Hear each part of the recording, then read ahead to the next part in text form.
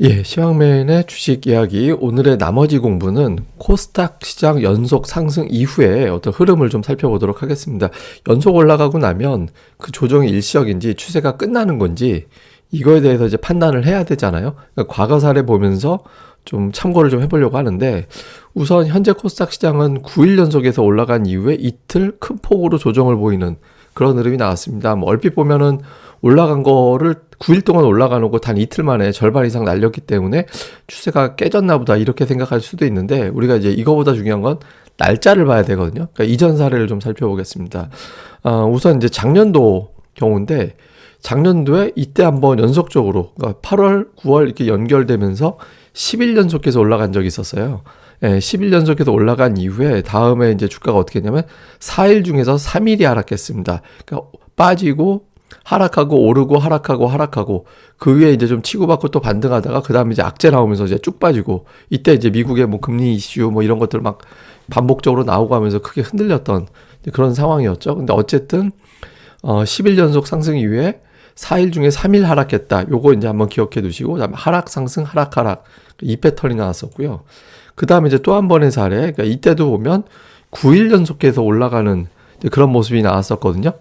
근데 이거는 큰 상승 나오고 이틀 쉬고 또 연속 상승 나오고 이틀 쉬고. 근데 이게 하루 쉬고 참 8일 연속 상승은 좀 흔해요, 코스닥 시장에서. 근데 9일 연속 상승은 좀처럼 안 나왔거든요. 그래서 왼쪽에 있는 8일짜리나 뭐 7일짜리 이런 거는 빼고 제가 9일 이상짜리만 살펴본 건데, 어쨌든 9일 연속 상승 이후에 이후에 4일 동안 보면 하락 하락 상승 하락, 4일 중에서 역시 3일 하락하는 그런 흐름이 나왔죠. 근데 이후에 조정이 3일차 조정부터는 21선을 지켜내는 이제 얇은 조정이 나오면서 버텨내면서 그 다음에 재차 밀고 올라가는 그런 흐름으로 나왔었습니다. 이제 그 다음에 이제 또 한 번의 사례, 그러니까 이때 같은 경우도 한번 살펴보면 11일 연속해서 상승하는 그런 흐름이 나왔었거든요. 그 이후의 흐름은 하락 하락 상승 하락, 4일 중에서 역시 3일 동안 하락했었어요. 그런데 이제 4일차에 큰 하락이 나오고 또 연속적으로 하락하면서 주가의 조정폭이 상당히 컸죠. 그러니까 860포인트대에서 800포인트가 깨지는 그런 흐름까지 나왔었거든요. 그러다가 이제 61선까지 갔다가 이제 재차 밀고 올라갔는데, 어쨌든 4일 중에서 3일 하락했다라는 점, 요것도 이제 또 주목을 해봐야 되는 거고, 그 다음에 이제 또 하나가 2019년도에 이제 3월하고 4월에 거쳐서 11일 연속해서 올라간 적이 있었거든요. 그때 이후에 보면 또 4일 중에서 3일이 빠졌었어요. 하락, 하락, 상승, 하락. 예, 그러고 나서 이제 좀 음봉이 빈번하게 나오면서 이제 추세가 이제 그게 고점이 됐어요. 예, 11일 연속이 이후가 이제 고점이 되는. 그러니까 그 이후에 보면 반등 하락 한 번 주고 음봉이 여러 번 나오면서 이제 그 다음에 나왔던 양봉은 그 음봉의 고점을 만들어 이제 지켜내지 못하고 돌파하지 못한 상태에서 그냥 아예 쭉 추세가 끝나버리는 형태가 됐고, 그리고 이제 결국에는 11일 연속 올라갔던 고점이 돼버렸거든요. 그러니까 중요한 건 뭐냐면 4일 중에서 3일 하락하는 조정이 좀 쉽게 일반적으로 나오더라. 그런데 이제 그 이후에 음봉이 좀 빈번하게 나오느냐 아니면 이제 버티느냐에 따라서 4일과 5일 차에 그 이후에 재차 밀고 올라가느냐 큰 조정으로 바뀌느냐, 이게 구분이 됐다라는 거죠. 그래서 2019년도 이전 거를 한번 찾아봤어요. 혹시 또 없나? 진짜 없더라고요. 예, 9일 연속 상승. 근데 뒤지고 뒤져보니까 한 번 있었습니다. 2014년도에. 이때 11일 연속해서 올라간 적이 있었거든요. 근데 한번 보세요. 이제 그 이후에 하락, 상승, 하락, 하락. 역시 4일 중에서 3일 빠졌잖아요. 예, 그 다음에 이제 버티면서 이제 밀고 올라갔다가 이제 악재 나오면서 빠졌었는데, 뭐 결국에는 악재 나오면서 빠졌다가 상승한 자리로 다시 되돌리긴 했지만 결국에 다시 올라갔거든요. 이게 돌발 악재 나와서 그때 당시에 이제 빠진 걸로 알고 있는데, 어쨌든 그러니까 중요한 건 그때 악재만 없었다면 이후에 더 밀고 올라갔을 겁니다. 그러니까 보통 제가 이제 말씀드리고 싶은 거는 9일 이상 연속적으로 올라가는 경우에는 4일 중에서 3일 조정 나오는 패턴이 나왔고, 그 이후에 재차 밀고 올라가느냐 못 올라가느냐는 이후에 이제 음봉이 발생하느냐 양봉으로 나오느냐, 그러니까 계속 밀어내리는 힘이 세면 음봉 나오는 거잖아요. 근데 그렇지 않고 버티는 힘이 생기면 양봉이 나오는 거고, 그러니까 이제 4일 이후에 나오는 이제 힘, 이제 매수세가 붙어서 이제 양봉으로 바뀌는지 음봉이 바뀌는지 그 흐름이 대단히 중요하다. 요거가 이제 연속 상승 이후에 중요한. 그래서 당장은 코스닥 시장이 이제 뭐 한 하루 이틀 정도는 또 오르락 내리락 이제 변동성이 나올 텐데, 중요한 거는 다음 주가 될 것이다. 다음 주에 이제 버티는 양봉으로 바뀌면 조정 끝, 재차 밀고 올라간다. 이게 되는 거고, 거듭 음봉이 연속적으로 나오면 또 한 번의 큰 폭의 조정이 나올 수도 있다. 요거 이제 한번 우리가 일종의 패턴으로 기억해 두시면 될 것 같습니다. 그 다음에 이제 또 하나의 변수는 시황상 하이닉스도 되게 중요한데요. 제가 이제 며칠 전에 하이닉스가 주봉에서 200주선 이제까지 조정이 나오고 나면 여간에서는 최소 50% 이상까지는 주가가 올라가더라, 그런 말씀을 드렸잖아요. 근데 제가 그날 숫자 계산을 잘못했는데 이게 이제 9만 원에서부터 올라갔거든요. 그러면 9만 원에 50%면 4만 5천 원 더 하는 거니까 13만 5천 원 정도 되는 거잖아요. 근데 제가 이제 그날 계산을 잘못해서 14만 5천 원, 15만 원 이렇게 말씀을 드렸는데 어쨌든 하이닉스가 13만 3천 원인가가 고점이었을 거예요.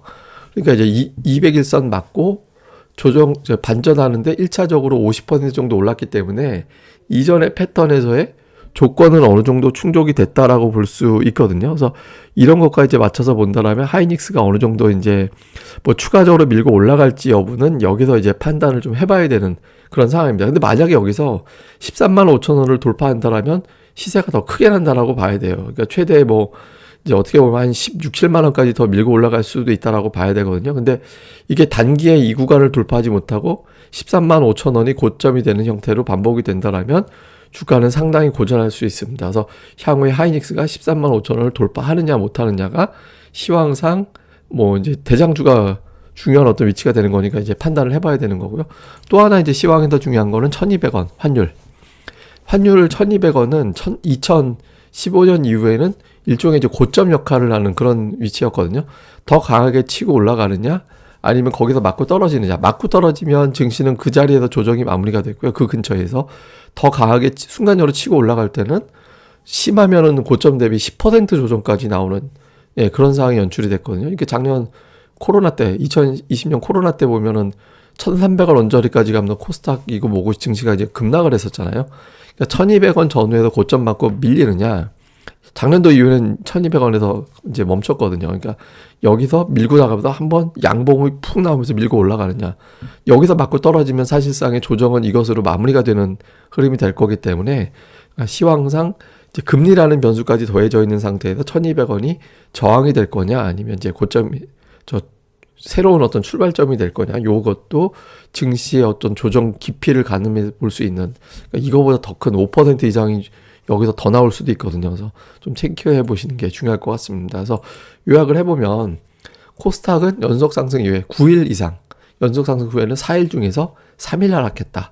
그러니까 상승 하락 상승 또는 하락 상승 하락이 됐든 하락 상승 하락이 됐든 4일 중 3일 하락하는 그런 경향이 나왔고, 5일차 이상에서 양봉으로 버텨내느냐, 좀 큰 음봉이 연속적으로 나오느냐에 따라서 그냥 쭉 빠지느냐, 아니면 이제 반등 쪽으로 넘어가느냐, 요게 이제 가늠이 됐다라는 거고요.